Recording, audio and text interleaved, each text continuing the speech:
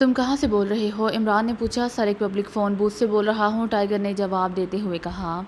تم اپنے ہوٹل چلے جاؤ، عمران سے رابطہ قائم ہوتے ہی اسے پیغام دے دیا جائے گا، وہ تم سے خود ہی بات کر لے گا، عمران نے جواب دیا۔ بہتر سر، ٹائیگر نے جواب دیا اور پھر عمران نے ریسیور رکھ دیا۔ طاہر، ہمارے ریکارڈ میں آئل فیلڈ اور آئل ریفائنری کے سیکیورٹی انتظامات کی فائل موجود ہے، عمران نے ریسیور رکھتے ہی سامنے بیٹھے ہوئے بلاک زیرو سے مخاطب ہو کر کہا۔ جی ہاں، سرکاری طور پر یہ فائل ہمیں بھجوائی گئی تھی، بلاک زیرو نے سر ہلاتے ہوئے کہا، اور پھر وہ اٹھ کر ریکارڈ روم کی طرف بڑھتا چلا گیا۔ چند لمحوں بعد اس نے ایک فائل لا کر عمران کو دے دی اور عمران نے فائل کھول کر اس کا مطالعہ کرنا شروع کر دیا۔ وہ کاغذ جو تم ڈاکٹر تصدق کو دے کر آئے ہو، اس کی نقل ہے، فائل کا مطالعہ کرتے کرتے اچانک عمران نے چونک کر پوچھا۔ جی ہاں، اصل کاغذ ہے، ڈاکٹر تصدق کو میں نے کاپی دی تھی، بلاک زیرو نے جواب دیا اور میز کی دراز کھول کر کاغذ نکالا اور عمران کے سامنے رکھ دیا۔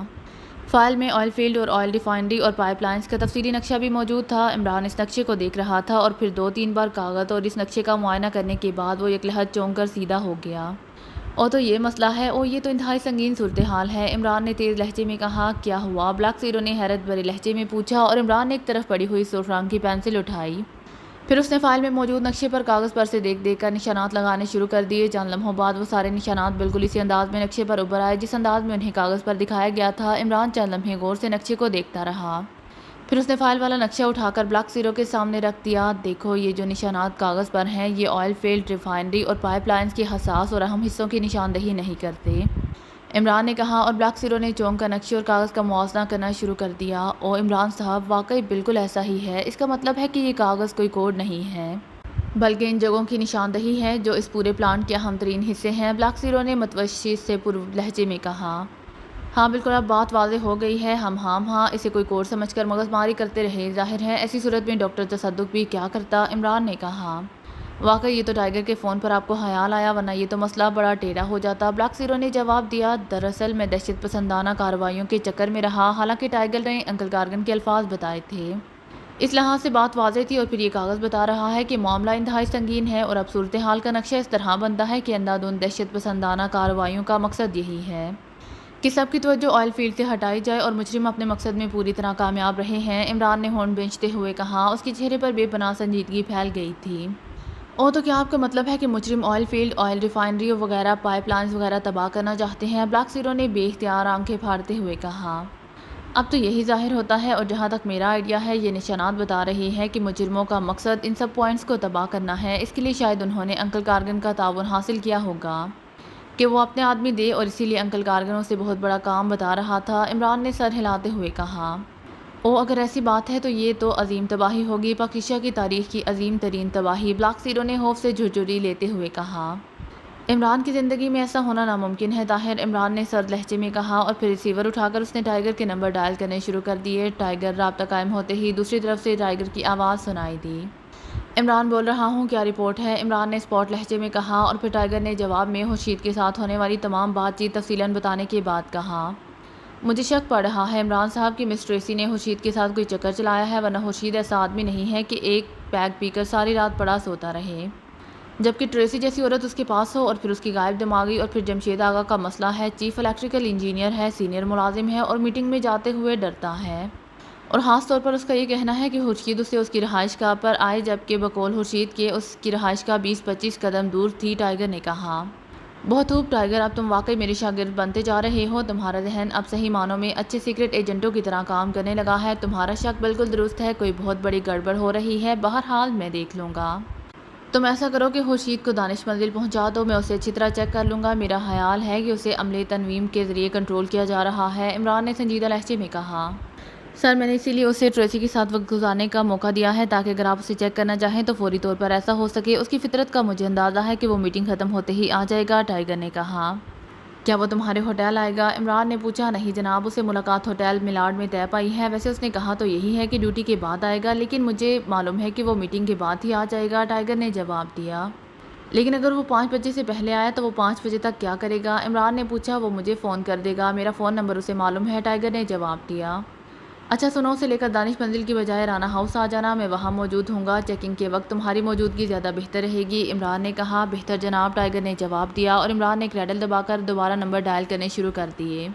جولیا اسپیکنگ چند لمحوں بعد دوسری طرف سے جولیا کی آواز سنائی دی۔ X2 عمران نے مخصوص لہجے میں کہا، نعمانی اور صدیقی کی ڈیوٹی لگا دو کہ وہ فوراً ہوٹل میلاڈ پہنچ جائیں، ٹائیگر جب بھی آئے وہ اس کی نگرانی کریں، ٹائیگر کو تو جانتے ہو نا، عمران نے کہا۔ ٹائیگر وہ عمران کا ساتھی جناب، جولیا نے کہا، ہاں وہی، وہ کسی آدمی سے ملے گا اور پھر اسے لے کر عمران کے پاس رانا ہاؤس جائے گا۔ ان دونوں یعنی نعمانی اور صدیقی نے رانا ہاؤس تک ان کی نگرانی کرنی ہے اور یہ چیک کرنا ہے کہ کوئی اور آدمی تو ان کی نگرانی نہیں کر رہا۔ اگر کوئی مشکوک آدمی نظر آئے تو اسے فوری طور پر اغوا کر کے دانش منزل پہنچا دیں، لیکن ٹائیگر یا اس کی فوری طور پر شک نہیں ہونا چاہیے کہ ان کی نگرانی ہو رہی ہے، عمران نے کہا۔ ٹھیک ہے جناب، میں ابھی انہیں ہدایت کر دیتی ہوں، جولیا نے جواب دیا اور عمران نے ایک بار پھر کریڈل دبا کر نمبر ڈائل کرنے شروع کر دیے۔ صفدر اسپیکنگ چند لمحوں بعد ہی دوسری طرف سے صفدر کی آواز سنائی دی۔ X2 عمران نے مخصوص لہجے میں کہا، یس سر، صفدر کی مؤدبانہ آواز سنائی دی۔ آئل فیلڈ میں چیف الیکٹریکل انجینئر جمشید آغا ہے، اس کی سرکاری فائل وزارت معدنیات و آئل ریسرچ میں ہوگی، وہ وہاں سے حاصل کر کے دانش منزل پہنچا دو، عمران نے کہا۔ کیا مجھے سرکاری طور پر فائل حاصل کرنی ہوگی؟ صفدر نے پوچھا۔ ہاں، میں سیکرٹری کو فون کر دوں گا، تم صرف اپنا نام بتاؤ گے اور بس، عمران نے جواب دیا۔ بہتر جناب، ابھی تو دفتر کا وقت ہے، میں بھی چلا جاؤں؟ صفدر نے جواب دیا۔ ہاں، اور انتہائی احتیاط سے لے کر آنا، نگرانی وغیرہ کا خاص خیال رکھنا، عمران نے کہا اور ریسیور کریڈل پر رکھ دیا۔ کیا فائل کی بھی نگرانی ہو رہی ہوگی؟ بلاک 0 نے پوچھا۔ ہو سکتا ہے مجرموں نے ایسا کوئی بندوبست کیا ہو، اور نہ بھی ہو تو اس کی ہدایات سے ممبرز ذرا محتاط رہتے ہیں، تم سیکرٹری وزارت معدنیات و آئل ریسرچ کو فون کر کے ہدایت کر دو کہ وہ صفدر کو فائل دے دیں، اسے صفدر سعید کا نام بتا دینا، بس یہی کوڈ ہوگا۔ میں رانا ہاؤس جا رہا ہوں، ہو سکتا ہے ٹائیگر اسے پہلے ہی لے آئے، عمران نے کرسی سے اٹھتے ہوئے کہا۔ اور بلاک 0 نے سر ہلاتے ہوئے اپنی طرف فون کھسکایا اور عمران مڑ کر کمرے سے باہر نکلتا چلا گیا۔ تو طے یہ ہوا کہ رچرڈ تقریب کر کے ٹھیکیدار کو قابو میں کرے گا اور پھر تقریب والے روز کراکری اور صوفوں کے اندر مخصوص بم خورشید کی رہائش گاہ پر پہنچائے جائیں گے اور ہمارے آدمی مزدوروں کے روپ میں جائیں گے۔ وہاں سے خورشید انہیں اپنے ساتھ مختلف اسپاٹس پر لے کر آئے گا اور وہ وہاں کام کرنے والے کسی کارکن کے میک اپ میں بم خورشید کی رہائش گاہ سے حاصل کر کے فٹ کریں گے اور اس کے بعد موشی اپنے آدمیوں کو ایک ایک کر کے باہر نکالے گا اور آخر میں خود بھی باہر آ جائے گا۔ اس کے بعد یہ بم وائرلیس سے ہٹ کر دیے جائیں گے اور مشن مکمل ہو جائے گا۔ باس نے سر ہلاتے ہوئے کہا، باس اصل بم تو میں خود فٹ کروں گا، یہ لوگ تو سائڈ بم فٹ کریں گے، موشی نے کہا۔ لیکن ٹارگٹس تو 10 ہیں اور 10 علیحدہ علیحدہ سیکشنوں میں ہیں، وہاں بم فٹ کرنے اور کارکنوں کے میک اپ میں رہنے کے لیے کافی بندے چاہیے اور پھر کسی بھی جگہ ہمارا کوئی آدمی مشکوک ہو سکتا ہے، جبکہ سیکیورٹی کا نظام بھی سخت کر دیا گیا ہے، رچرڈ نے کہا۔ تو پھر تمہارے ذہن میں کوئی آئیڈیا ہے؟ باس نے سر ہلاتے ہوئے پوچھا۔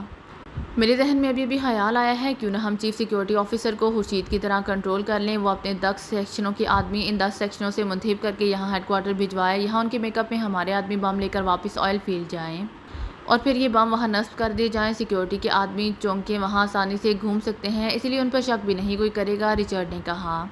لیکن یہ بم ہم نے یوں ہی باہر تو نصب نہیں کرنے، انہیں تو مخصوص ٹارگٹس پر فٹ کرنا ہے اور سیکیورٹی والے ان مخصوص ٹارگٹس پر نہیں جا سکتے، اور اگر چلے بھی جائیں تو وہاں کام کرنے والے کارکن موجود ہوں گے، وہ کس طرح بم نصب کریں گے، موشی نے کہا۔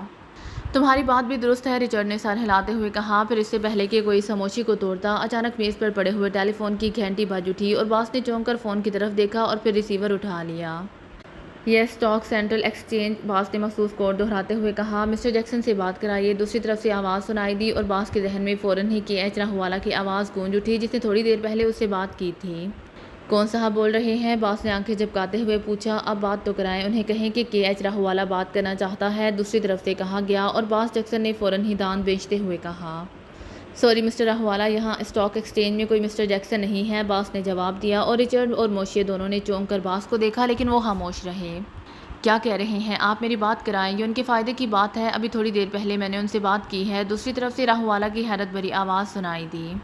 میں درست کہہ رہا ہوں جناب، اسٹاک ایکسچینج میں کوئی مسٹر جیکسن نہیں ہے، آپ کو غلط بتایا گیا ہے، سوری، باس نے کہا، اور اس کے ساتھ ہی اس نے تیزی سے کریڈل دبا دیا اور پھر تیزی سے نمبر ڈائل کرنے شروع کر دیے۔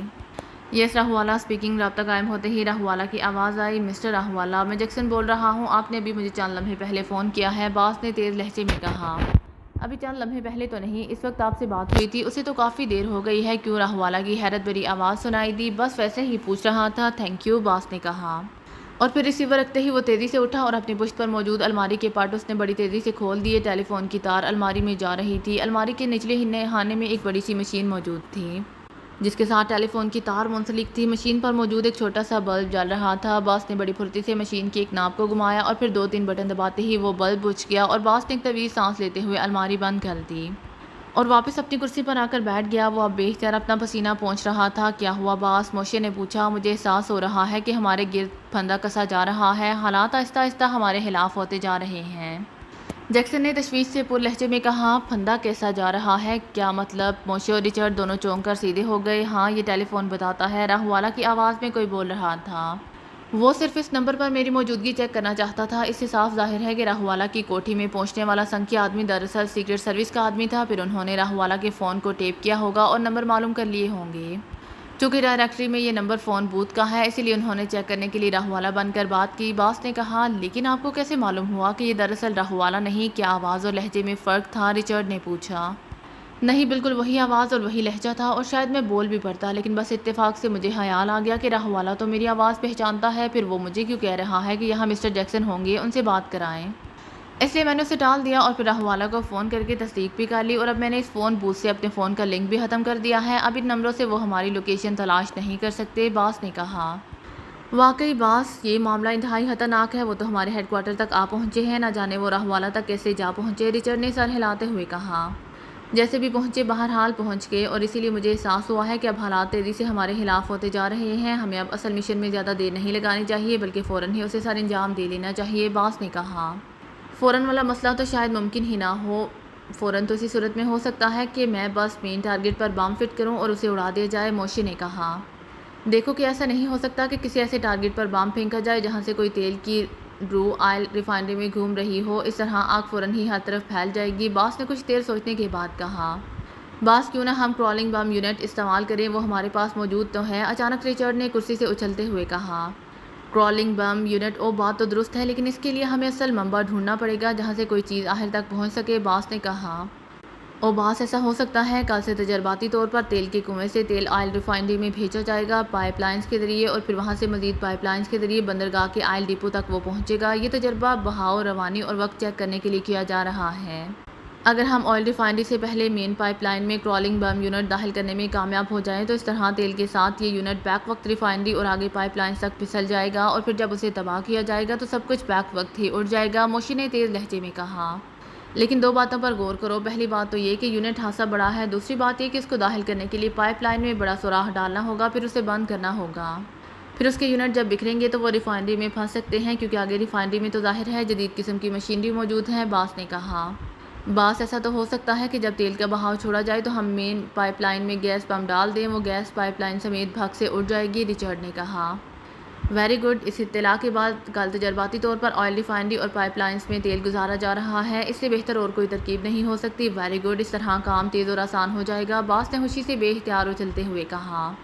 ٹھیک ہے باس، یہ بالکل ٹھیک رہے گا، اگر ہمارے پاس گیس پمپ موجود ہے تو آپ مجھے وہ دے دیں، میں آج رات ہی اسے آئل ریفائنری سے پہلے مین پائپ لائن کے بڑے جوڑ میں نصب کر دیتا ہوں، کل جب تیل چھوڑا جائے گا تو میں اسے آن کر دوں گا، اور اس کے ساتھ ہی وائرلیس بم نصب ہوگا جسے یہاں ہیڈ کوارٹر سے پھاڑا جا سکتا ہے، اس طرح ہم جس وقت چاہیں پورا یونٹ اڑا سکتے ہیں، موشے نے کہا۔ تیل کس وقت چھوڑا جائے گا، باس نے پوچھا۔ کل صبح 3 بجے اور پورے 2 روز تک چلتا رہے گا، اس کے بعد اسے بند کر کے ریزلٹ حاصل کیے جائیں گے، موشے نے جواب دیا۔ ویری گڈ، تم ایسا کرو کہ آج رات ہی گیس بم اور وائرلیس بم نصب کرنے کے بعد واپس آ جاؤ، کل 5 بجے کے بعد اسے پھاڑ دیا جائے گا، پہلے گیس بم اور پھر دوسرے بم کو، اس طرح تم بھی محفوظ ہو جاؤ گے اور مشن بھی مکمل ہو جائے گا، گیس اور وائرلیس بم میں تمہیں ابھی دے دیتا ہوں، باس نے اچھلتے ہوئے کہا۔ لیکن باس، آئل چھوڑتے وقت میری وہاں موجودگی ضروری ہے، ایسا نہ ہو کہ ان کا پروگرام کسی بھی وجہ سے ملتوی ہو جائے یا وہ وقت بدل دیں اور ہم یہاں سے سب کچھ ہٹ کر دیں، یہ سمجھوں کہ آئل چھوڑ دیا گیا ہوگا، موشے نے کہا۔ چلو ایسا کر لیتے ہیں کہ آئل جب چھوڑا جائے تو گیس بم ہٹ کر کے چلے آنا، پھر تمہارے یہاں پہنچنے کے بعد ہم بم ہٹ کر دیں گے، باس نے اپنی تجویز میں ترمیم کرتے ہوئے کہا۔ یہ درست رہے گا، موشے اور رچرڈ دونوں نے سر ہلاتے ہوئے کہا۔ ویسے یہ بہترین تجویز ہے، ہم ہاں لمبے چکر میں الجھے رہے، اور اگر ہم یہ پہلی پلاننگ پر عمل کرتے تو یقیناً ہمیں کئی دن لگ جاتے اور پھر اس میں پکڑے جانے کے زیادہ چانس تھے، رچرڈ نے کہا۔ یہ تجویز تو موشے کی اس اطلاع پر کامیاب ہوئی ہے کہ تجرباتی طور پر تیل چھوڑا جا رہا ہے، اب اگر یہ اطلاع سامنے نہ آتی یا بالفرض محال وہ فی الحال یہ تجربہ ملتوی کر دیتے ہیں تو پھر ہمیں بھی مجبوراً پرانی پلاننگ پر عمل کرنا پڑے گا، جیکسن باس نے جواب دیا۔ یس باس، واقعی ایسا ہی ہے، رچرڈ نے قدرے معذرت بھرے لہجے میں کہا۔ میں گیس بم اور وائرلیس بم کٹ لے کر آؤں، باس نے کرسی سے اٹھتے ہوئے کہا، پھر وہ تیز قدم اٹھاتا کمرے سے باہر نکلتا چلا گیا۔ تمہیں ان بموں کو فٹ کرنے میں کوئی دشواری تو نہیں ہوگی، موشے، رچرڈ نے باس کے جانے کے بعد پوچھا۔ کیسی دشواری؟ آج رات میری ڈیوٹی ہے اور مین پائپ کا ایک مین جوڑ میرے دائرہ اختیار کے اندر ہے، میں بڑی آسانی سے اسے کھول کر اس میں یہ بام نصب کر سکتا ہوں۔ صبح میری ڈیوٹی ختم ہو جائے گی لیکن میں 10 بجے تک وہیں رہوں گا۔ جب تیل چھوڑ دیا جائے گا تو میں آئل فیلڈ سے باہر نکل کر یہاں آ جاؤں گا۔ موشے نے جواب دیا، میں تو اسی لیے پوچھ رہا ہوں کہ اگر ضرورت محسوس کرو تو کسی بھی انداز میں تمہارے ساتھ چلا جاؤں، رچرڈ نے کہا۔ نہیں، اول تو اس کی ضرورت نہیں، دوسری بات یہ ہے کہ اب چیکنگ انتہائی سخت ہے، یہ گیس بام کٹ بھی مجھے کسی جگہ چھپا کر لے جانی پڑے گی، تمہارا وہاں تک پہنچنا تو ناممکن ہے، موشے نے جواب دیا۔ اسی لمحے باس واپس اندر داخل ہوا، اس کے ہاتھ میں 2 پیکٹ تھے، پیکٹ اس نے میز پر رکھے اور پھر ان کے اوپر لگا ہوا گتا ہٹانے لگا۔ 4 لمحوں بعد ایک بلو پام جیسا آلہ باہر آ گیا۔ یہ گیس بم ہے، دوسرا ایک چپٹا سا بم تھا جس پر مختلف چھوٹے چھوٹے ابار تھے۔ ان کی فٹنگ تو تمہیں معلوم ہے موشے، ویسے میں احتیاطاً ایسا وائرلیس بم لے آیا ہوں جسے ڈبل 3 فریکوینسی پر کسی بھی ٹرانسمیٹر سے چلایا جا سکتا ہے تاکہ اگر کوئی خاص بات ہو جائے تو تم خود بھی اسے تباہ کر سکو۔ باس نے کہا، یس باس، یہ آپ نے اچھا کیا، بہرحال یہ کام ہو جائے گا، آپ بے فکر رہیں، موشے نے کہا۔ پھر اس نے دونوں بام اٹھا کر ایک کوٹ کی ایک جیب میں اور دوسرا دوسری جیب میں رکھ لیا۔ اب مجھے اجازت دیجیے باس، میں کل آئل چھوڑنے کے بعد آؤں گا انہیں فٹ کر کے، موشے نے کرسی سے اٹھتے ہوئے کہا۔ اوکے، لیکن ہر لحاظ سے محتاط رہنا، باس نے کہا۔ آپ بے فکر رہیں باس، موشے نے کہا، پھر سر ہلاتا ہوا کمرے سے باہر نکلتا چلا گیا۔